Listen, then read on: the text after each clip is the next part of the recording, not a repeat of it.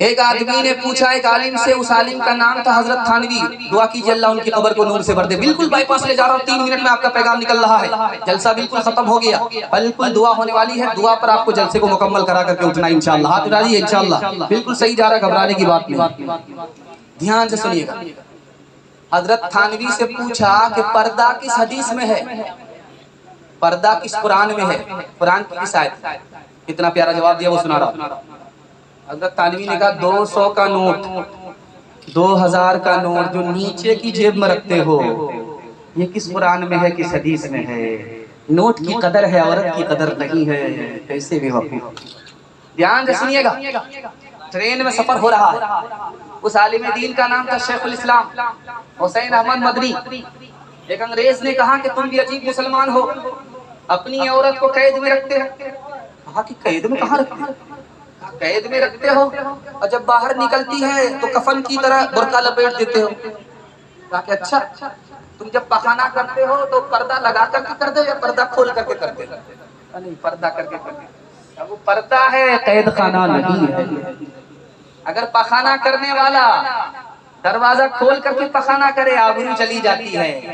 اگر عورت پردے میں نہ رہے، پردے سے باہر جائے، عورت چلی جاتی ہے۔ دھیان سے سنیے گا، آگے کہا کہ تم کو نہیں سمجھ میں آگے سمجھاتا ہوں۔ حضرت نے چاقو نکالا، نیمبو کاٹا، پانی میں گار دیا، چینی ملا، شربت بنا کر کے کہا کہ میں پی لیتا ہوں، آپ کو تو پینے کی ضرورت نہیں ہے، منہ میں تو خود بخود پانی آ گیا۔ کہاں پانی آ گیا؟ کہا کیوں آیا؟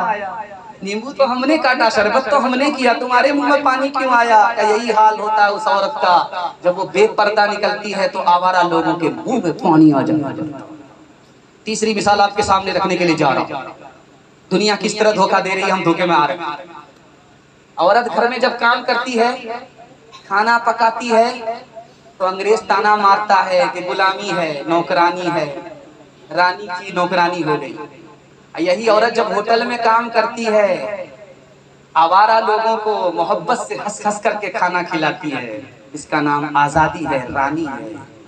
دنیا الٹی چل رہی ہے، گنگا الٹی بہہ رہی ہے۔ چوتھا نمونہ آپ کی خدمت میں آ رہا، دھیان سے سنیے گا۔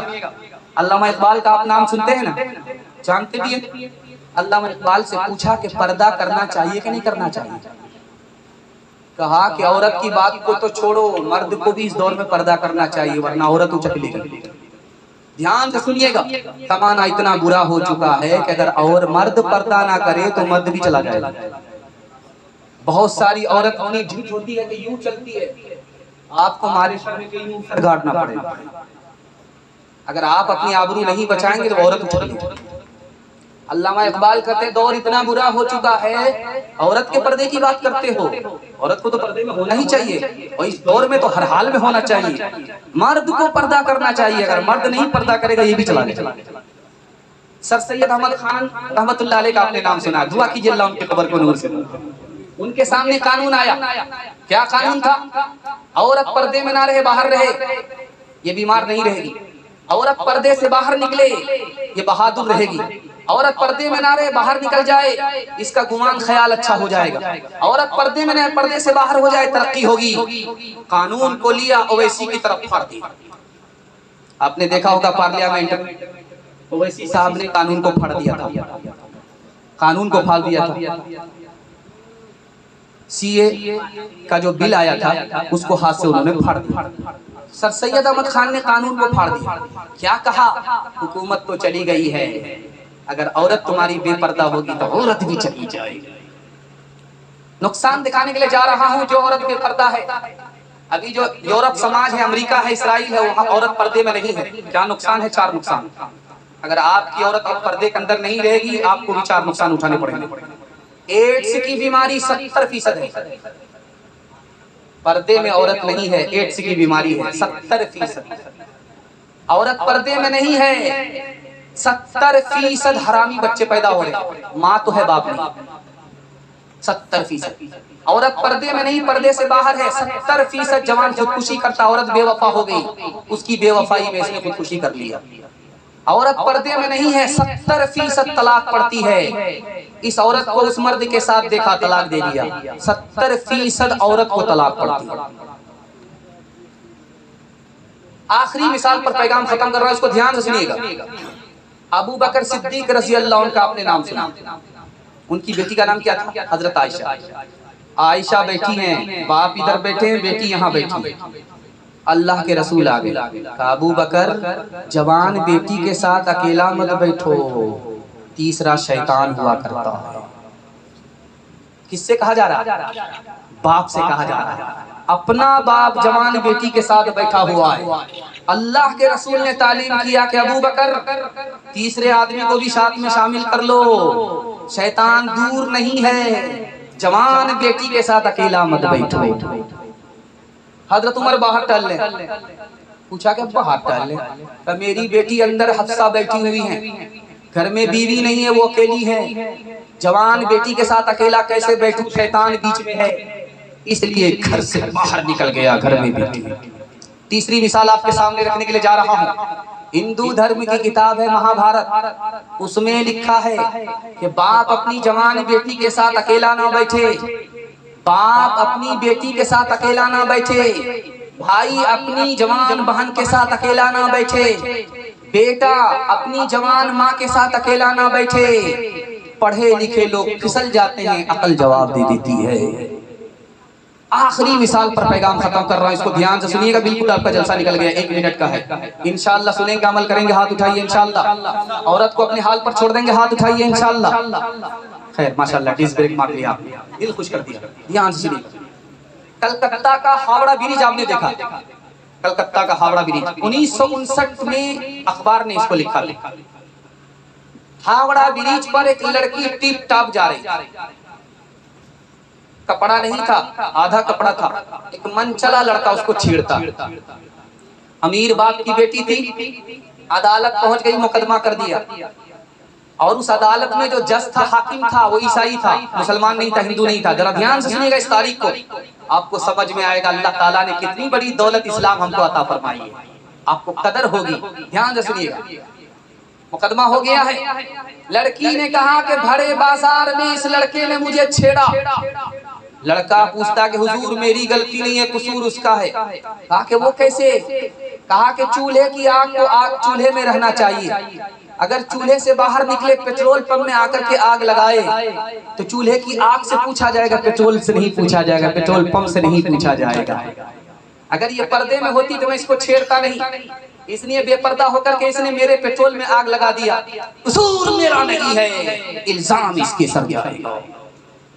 حاکم نے کیا لکھا وہ میں آپ کو سنانے کے لیے جا رہا ہوں۔ عیسائی جج کو سمجھ میں آ گیا، اس نے لکھا یہ لڑکا بے قصور ہے، لڑکی گنہگار ہے، اس لڑکی کو سزا دوں گا۔ کیا سزا دو گے؟ عیسائی حاکم ہو، کیا سزا دو گے؟ کہا کہ عیسائی حاکم ہوں، عیسائی قانون کے مطابق سزا نہیں دوں گا، اس ہندوستان کے قانون کے مطابق سزا نہیں دوں گا، مسلمانوں کے پیغمبر محمد صلی اللہ علیہ وسلم کے قانون کے مطابق سزا دوں گا۔ کیا سزا دو گے؟ کہا کہ 1 سال یہ پردے کے اندر برقعے کے اندر رہے گی، جس کا حکم محمد صاحب نے عطا کیا ہے۔ انشاءاللہ اپنی بیٹی کو اسی برقعے میں رکھیں گے۔ حکومت تو چلی گئی ہے لیکن عورت ہاتھ سے نہیں جائے گی، انشاءاللہ پردے کا اہتمام کریں گے، ہاتھ اٹھائیے انشاءاللہ۔ میں گارنٹی لیتا ہوں اللہ آپ کی بیٹی کو فاطمہ اور عائشہ کا نمونہ بنائے۔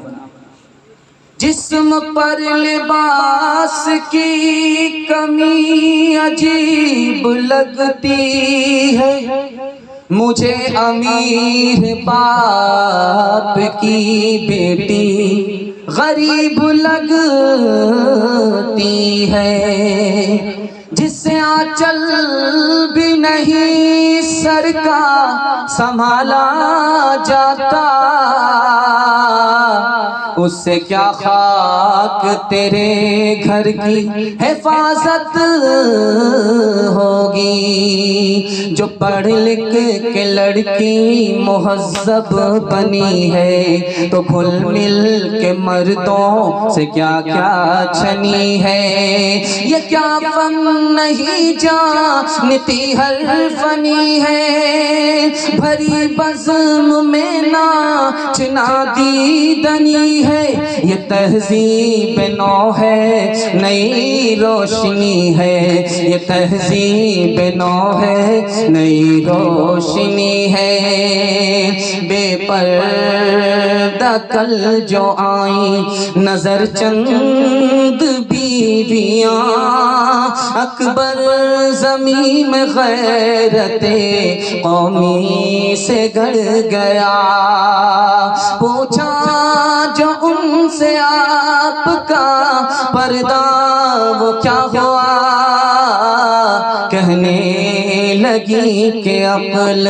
پہ مردوں کی پڑ گیا کہنے لگی کہ عقل پہ مردوں کی پڑ گیا ہوٹل میں بیٹھ بیٹھ کے کھاتی ہے ناشتہ آنچل گرا کے سر سے یہ چلتی ہے راستہ ہوٹل میں بیٹھ بیٹھ کے کھاتی ہے ناشتہ آنچل گرا کے سر سے یہ چلتی ہے راستہ پردے کی ان کو کوئی ضرورت نہیں رہے بی فاطمہ سے اب کوئی عورت نہیں رہی جلسہ آپ کا نکل گیا آپ کو وعدہ دینا ہے جلسہ زندگی بھر کے لیے کامیاب ہو جائے گا 3 کام کریں گے 3 کام چھوڑ دیں گے میں گارنٹی لیتا ہوں آپ کے گھر میں کبھی مصیبت اور آفت نہیں آئے گی انشاءاللہ اللہ کی عبادت کریں گے ہاتھ اٹھائیے رسول اللہ کی اطاعت کریں گے انشاءاللہ مخلوق کی خدمت کریں گے انشاءاللہ 3 کام چھوڑ دیجئے آپ کو جھاڑ پھونک کرانے کی بھی ضرورت نہیں پڑے گی گناہ چھوڑ دیجئے آپ کو جھاڑ پھونک کی ضرورت نہیں ہوگی حرام کمانا چھوڑ دیجئے آفت نہیں آئے گی غلط ماحول سے نکل جائیے آفت نہیں انشاءاللہ گناہ نہیں کریں گے غلط نہیں کمائیں گے غلط ماحول میں نہیں جائیں گے نہ کتابوں سے نوازوں سے نظر سے پیدا دین ہوتا ہے بزرگوں کی نظر سے پیدا نہیں سیکھا انہوں نے دین رکھ کر شیخ کے گھر میں پلے کالج کے چکر میں مرے صاحب کے دفتر میں ٹھکے کے چکر میں تو روٹی بھی گئی بڑی شیخ کی طاقت میں تھے تو چھوٹی بھی گئی نہ مانی بات وائس کی پھر پتلون کے چکر میں تو لنگوٹی بھی گئی وآخر دعوانا ان الحمدللہ رب العالمین دعا کر لیجئے اللہم صلی علی سیدنا حبیبنا شفیعنا و مولانا محمد